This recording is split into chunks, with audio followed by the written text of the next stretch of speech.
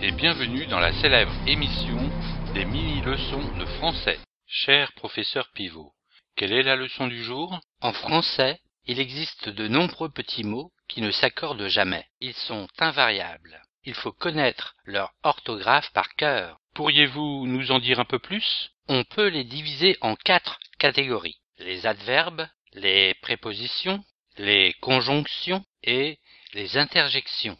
Très bien, mais à quoi sert un adverbe? Ce sont des mots qui peuvent modifier le sens d'un verbe, d'un adjectif qualificatif ou d'un autre adverbe. Ils se présentent sous 3 formes différentes. Des mots simples comme hier, ici, maintenant, jamais, vite, trop, toujours, déjà, etc. Ils peuvent aussi se présenter comme des groupes de mots comme tout à coup, au fur et à mesure, ne pas, jusque-là, etc. Ou encore, ils peuvent prendre la forme de mots terminés par ment, comme lentement, rapidement, doucement, fortement, etc. Prenons quelques exemples pour bien fixer les esprits. Comme par exemple, tout doucement, ils sont partis. Ou encore, il ne faut pas y aller maintenant. Ou bien, aujourd'hui, il est parti rapidement de la maison. Très bien.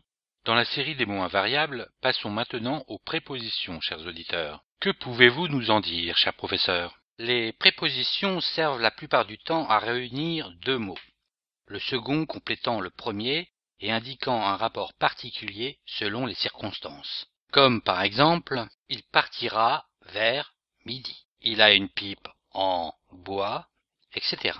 On peut par exemple citer la liste des prépositions suivantes qui font partie des plus fréquentes.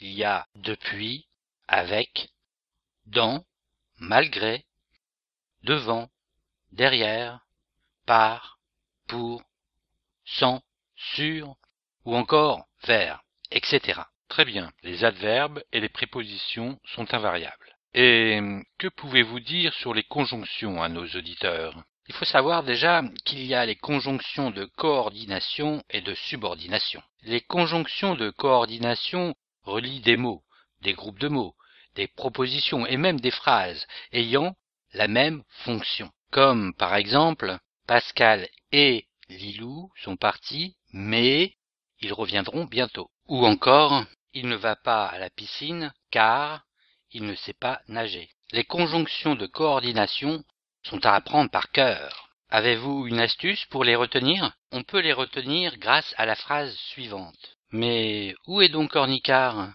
Mais attention, dans cette phrase, le ou ne prend pas d'accent. Très bien. Pour les conjonctions de coordination, il y a mais, ou, et, donc, or, ni, car. Passons maintenant aux conjonctions de subordination. Les conjonctions de subordination sont également invariables. Elles servent à relier 2 éléments d'une phrase dont l'un est subordonné à l'autre, comme dans les phrases suivantes. Ces bébés hurlent comme des diables. Je serai parti quand il arrivera. Ou encore, si tu ne manges pas ta soupe, tu n'auras pas de dessert. Quelles sont les principales conjonctions de subordination? Celles qui reviennent le plus fréquemment sont comme, quand, lorsque, puisque, que, quoique, et finalement si. Donc, les adverbes, les prépositions et les conjonctions sont des mots invariables. Merci, cher professeur. Mais attendez, il y a encore les interjections. Ah oui, j'allais oublier. Les interjections sont des petits mots ou des locutions qui permettent d'exprimer un sentiment avec vivacité, comme la douleur, aïe, ouille, ça fait mal, ou encore